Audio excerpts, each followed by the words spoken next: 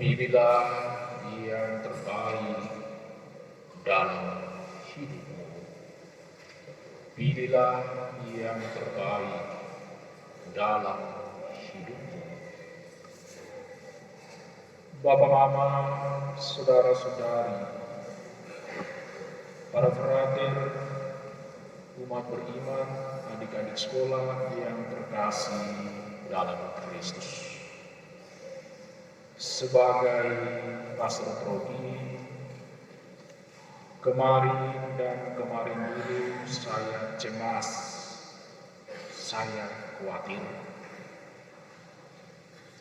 Saya menduga-duga bahwa hari ini misa hari Minggu, misa pertama, kedua dan seterusnya mungkin umat sangat sedikit. Karena berhubungan dengan itu, bunyi-bunyi di lapangan sana itu nama apa itu? Rotelis. Tetapi sejak tadi pagi misa pertama dan tadi saya menginjakan kaki di depan gereja ini, saya melihat banyak umat yang menghadiri perayaan Ekaristi Kudus hari ini, baik misa pertama maupun misa kedua hari ini. Maka kesimpulan sementara saya bahwa umat paroki Nesliu ini sudah memilih yang terbaik untuk hari ini. Karena dugaan saya dengan Roteris di sana pasti banyak orang tidak misa. Ternyata kekhawatiran dugaan saya itu meleset. Maka sekali lagi kesimpulan saya sementara umat paroki Nesliu khususnya untuk hari ini telah memilih yang terbaik dalam hidupnya. Karena bacaan suci hari ini juga berhubungan dengan memilih yang terbaik. Dalam bacaan pertama, 3 orang tamu mengunjungi Abraham, bapa bangsa, bapa umat beriman.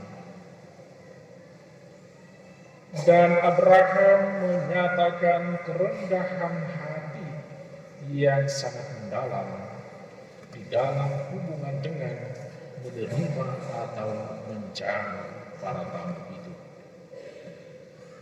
Abraham berjuang untuk memilih dan memberikan yang terbaik di dalam pelayanannya terhadap para tamu. Dan sebagai ganjarannya, Abraham diberikan kepenuhan akan janji keturunan. Ketika saya kembali, engkau akan dianugerahi keturunan seorang putra. Bapak, Mama, saudara-saudari, umat beriman yang terkasih dalam Kristus. Ketika Abraham dipanggil dari Ur Kasdim ke tanah Kanaan, tanah terjanji, diberikan 3 janji. Janji tanah, janji rahmat, janji keturunan. Perjalanan Abraham dari Ur Kasdim menuju tanah terjanji, tanah Kanaan dan mendiaminya. Dan dalam perjalanan itu mereka bebas dari tantangan dan hambatan yang merenggut nyawa mereka. Itu juga adalah penyertaan rahmat. Maka ada satu janji yang belum terpenuhi, adalah janji keturunan. Dan berdasarkan bacaan pertama yang kita dengarkan tadi, kedatangan tamu-tamu itu adalah kedatangan yang ilahi yang dihubungkan dengan 3 janji Allah kepada Abraham sejak semula. Perhatian, kerendahan hati, pengorbanan Abraham terhadap para tamu itu melahirkan kepenuhan janji seorang putra. Kemudian di dalam bacaan Injil tadi, Bapak Mama Saudara-saudari, konteksnya perjalanan Yesus menuju Yerusalem. Dan dalam konteks Injil Yohanes, tadi Injil Lukas, kita lihat paralelnya di dalam Injil Yohanes. Itu berarti Yesus sedang berjalan menuju misteri Paskah, sengsara, wafat, dan kebangkitan. Dan di situ ada dua orang adik kakak, Marta dan Maria, menerima Yesus sebagai tamu agung mereka. Dan cara kedua adik kakak ini menerima Yesus di rumah mereka berbeda. Marta sibuk masak di dapur. Maria duduk berkontemplasi di bawah kaki Yesus, mendengarkan apa yang dikatakan Tuhan Yesus. Yang menarik, Bapak-Bapak, Saudara-saudari, Marta ini sesungguhnya kita lihat di dalam perikop Injil tadi kurang tulus melayani Tuhan Yesus. Dia sudah sibuk mengurus semua di dapur. Dia datang melapor, mengadukan adiknya kepada Tuhan Yesus. Saya ini kerja setengah mati. Tetapi Maria adik saya ini, dia hanya duduk diam-diam di sini saja. Apa reaksi, apa kata, apa jawaban Tuhan Yesus? Maria telah memilih yang terbaik dalam hidup dalam dirinya. Ini Bapak Mama Saudara-saudari, kalau kena mama-mama di rumah sudah kerja setengah mati, kemudian datang menyampaikan, melaporkan sesuatu, terkesan laporannya diabaikan, terkesan kesibukannya tidak mendapatkan jawaban yang positif, itu membuat berubah jadi penyiar radio, mengamuk dari pagi sampai pagi. Dan untuk memahami mengapa Yesus membenarkan cara Maria menjamu dirinya sebagai tamu agung di dalam rumah, kita kembali ke dalam konteksnya baru kita mengerti secara baik dan benar. Itu dalam konteks Yesus menyampaikan wasiatnya yang terakhir. Misalnya seorang ayah mau meninggal dunia, dia mau menyampaikan wasiatnya yang terakhir, yang lebih benar, yang lebih tepat, kita mendekatkan diri kita pada dia yang akan menyampaikan wasiatnya yang terakhir. Bukan kita sibuk dengan yang lain. Kemudian dalam hubungan dengan itu, Yesus membenarkan sikap Maria menerima dirinya. Oleh karena dalam situasi dan keadaan terakhir seperti itu, Maria memposisikan diri sebagai seorang murid yang sedang berhadapan dengan Yesus Kristus sebagai guru sejati, guru kehidupan.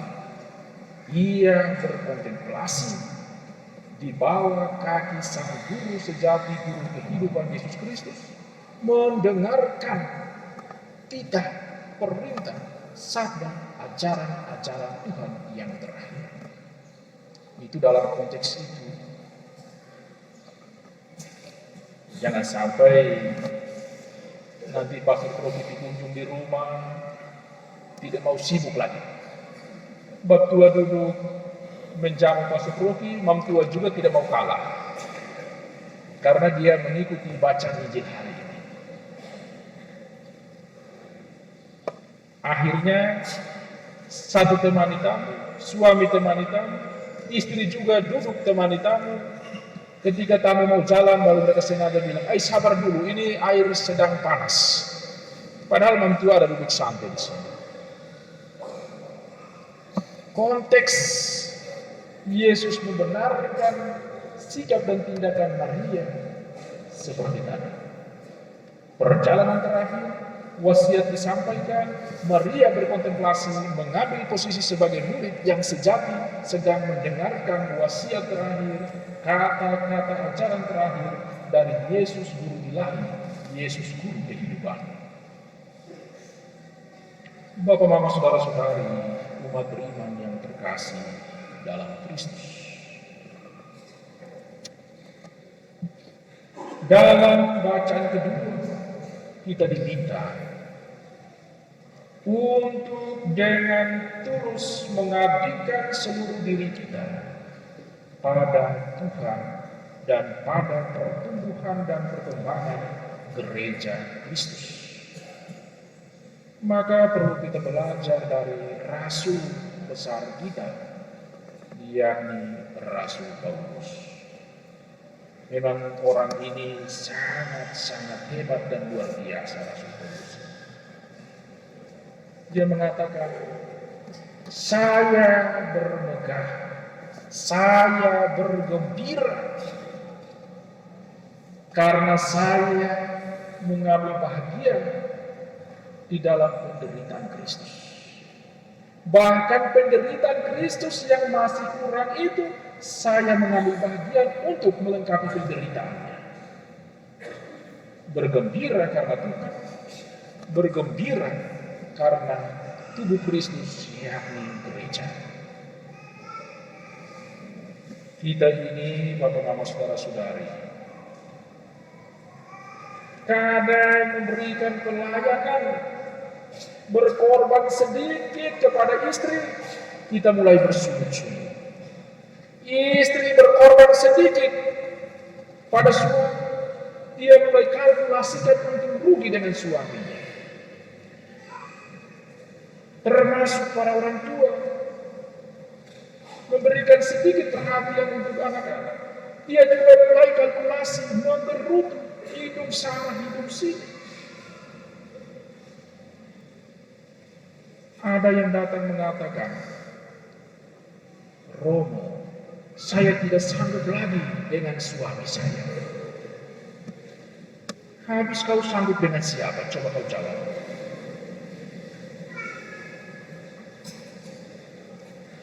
Coba kau jawab. Kau sanggup dengan siapa?